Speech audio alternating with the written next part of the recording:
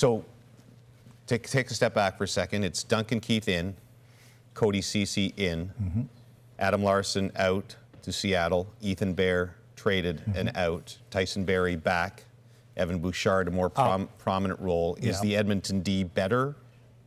I think it is just with the presence of Duncan Keith. I mean, Ceci's kind of had to reinvent himself as a defensive defenseman. When he came into the league, you know, as a draft pick, he was thought to be an offensive defenseman, and he really had to redefine himself. And he had a pretty good year in Pittsburgh. He was plus 17, you know, and I know that's an old-fashioned stat, being a plus-minus, but, you know, they're just looking to settle things down a little bit, and he's, I guess, more experienced than Ethan Bear and more conservative than Ethan Bear. But Philip Broberg still in the wings for them as a offensive style or a puck-moving defenseman, and maybe, you know, just the presence of Duncan Keith, I think, makes them better.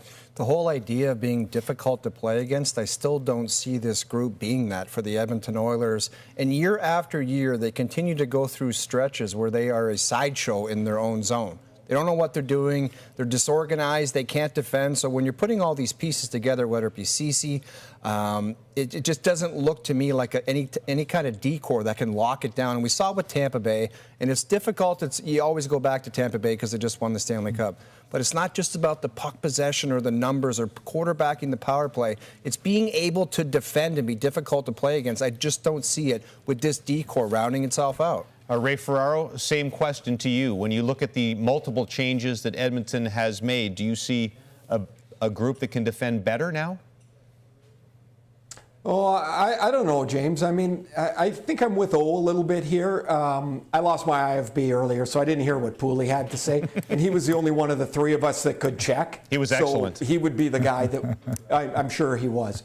However, I look at a defense, and yeah, I want the puck on the stick of McDavid and Draisaitl as quickly as possible, so you need to be able to move the puck. But I want bigger defenders that are able to stop a cycle, that you don't spend half a day in your zone chasing the puck around. You have guys that can step into the cycle, that can break it up. Now, maybe Cody Ceci can do that. We saw him when he was in Ottawa. He got elevated into a role that was just too much for him, and it all fell apart. He did better in Toronto because his minutes were more managed, and it seemed to work better for him. Pittsburgh, he was fine. Maybe he can be that again, but it's really difficult to go out and get a difference maker because there's just not a lot of difference makers out there. So you hope Evan Bouchard can move along and become a significant part of the defense. Can Philip Broberg by mid-season take a step in his first year in North America, or first full year, and now maybe a chance to play NHL games this year? Can he be one of those defenders in your third pair? That's where the growth has to come from Edmonton.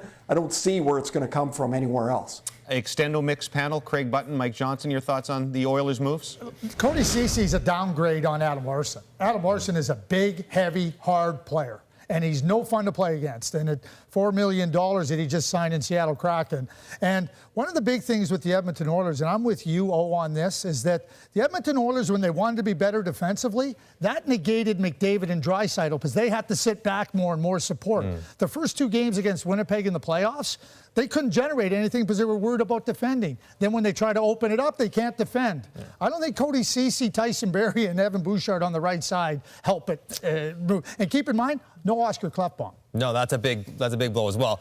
To offer perspective, Brandon Tanev was just in here, and he said Cody Ceci might have been one of their most consistent defenders in Pittsburgh, so take that from a former teammate. But I'm with you. Cody Ceci can defend and get in the way, but when he gets the puck, when he stops someone, then what happens with it? And I think that's going to be the problem for the Edmonton Oilers. And the other issue is not that he can't fit in there and he can be effective.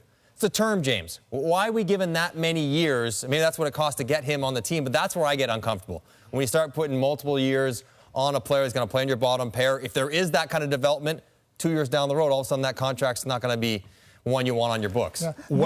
Sorry, go ahead. Yeah, sorry, more questions, right? Like, can Evan Bouchard do it? Can Cody Ceci be able to defend like Adam Larsson? How are they going to replace Oscar Klefbom? That's a lot of questions. One more piece of news that is Edmonton related, because one of the rumored destinations for Ryan Getzlaf, if he left, was going to be the Edmonton Oilers, but Kevin Weeks reporting on Twitter that Getzlaf will stay with the Ducks in Anaheim on a one-year contract.